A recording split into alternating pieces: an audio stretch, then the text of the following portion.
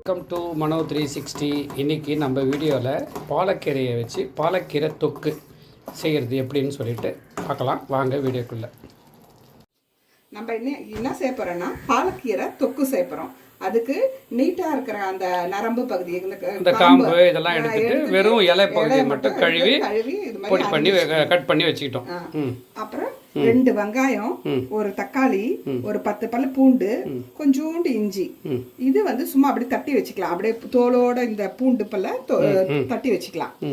இப்போ நம்ம இதை அரைச்சிட்டு வந்துடலாம். இந்த கட் பண்ண அந்த வெங்காயம், தக்காளி, இந்த பூண்டு, இஞ்சி இதெல்லாத்தையுமே இப்போ மிக்சியில் போட்டு இப்போ நான் அரைச்சி எடுத்துகிட்டு வந்துட வேண்டியது தான். இப்போ ஃபஸ்ட்டு பவுடர் போட்டு அரைச்சிட்டு வந்துடலாம். அந்த வெங்காயம் தக்காளியோட சேர்த்து. ஆமாங்க, சரி. இப்போ என்ன பண்ணலாம், நல்லா எண்ணெய் விட்டுக்கோங்க. ஒரு 2 டீஸ்பூன் போட்டுக்கலாம். கடலை பருப்பா? உளுத்தம் பருப்பு 1 ஸ்பூன் போட்டுக்கோங்க. 2 காஞ்ச மிளகாய் உடச்சி போட்டுக்கோங்க. கடுகு போட்டுக்கோங்க. அது எவ்வளோ? கடுகு 1 ஸ்பூன் போட்டுக்கலாம்.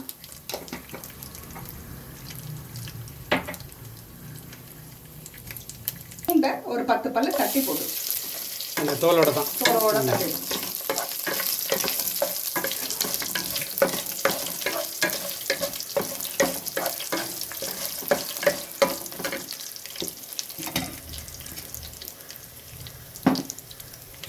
நம்ம அரைச்சி வச்சதை அந்த அரைச்ச விழுத அது போட்டுக்கலாம்.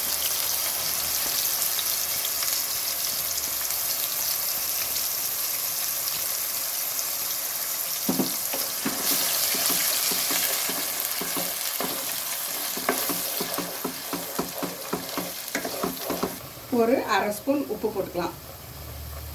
Table salt.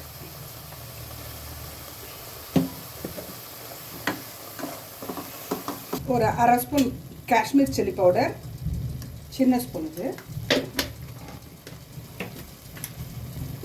மஞ்சள் பொடி, ஒரு 1/2 ஸ்பூன் மஞ்சள் பொடி.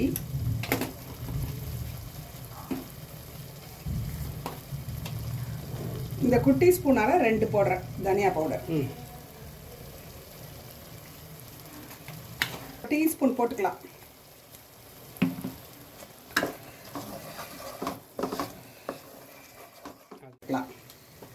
இது பாலக்கீரைல டேஸ்டியாக இருக்கும்.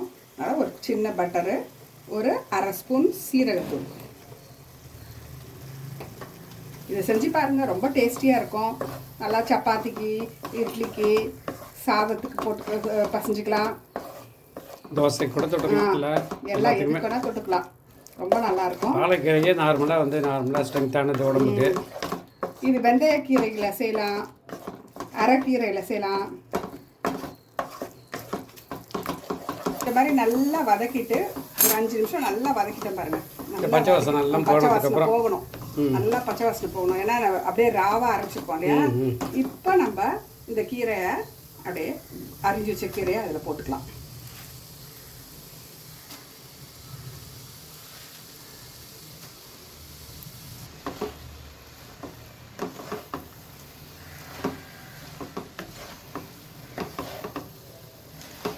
இந்த மிஷின் அந்த மிக்ஸி ஜாரை கழுவின தண்ணியை உடப்பறேன். கொஞ்சோண்டு விட்டுடு. அவ்வளோ அப்படியே வேகட்டும். பாருங்க, நல்லா முடிஞ்சிடுச்சு. டேஸ்டியான பாலக்கீரை தொக்கு கடையில் செய்வோம். இந்த மாதிரி ஒரு நாள் செஞ்சு பாருங்க. இந்த மாதிரி செஞ்சால் தோசை, இட்லி, சப்பாத்திக்கெலாம் தொட்டுக்கலாம். ரொம்ப டேஸ்டியாக இருக்கும். நீங்களும் செஞ்சு பாருங்கள். செஞ்சுட்டு கமெண்ட் பண்ணுங்கள்.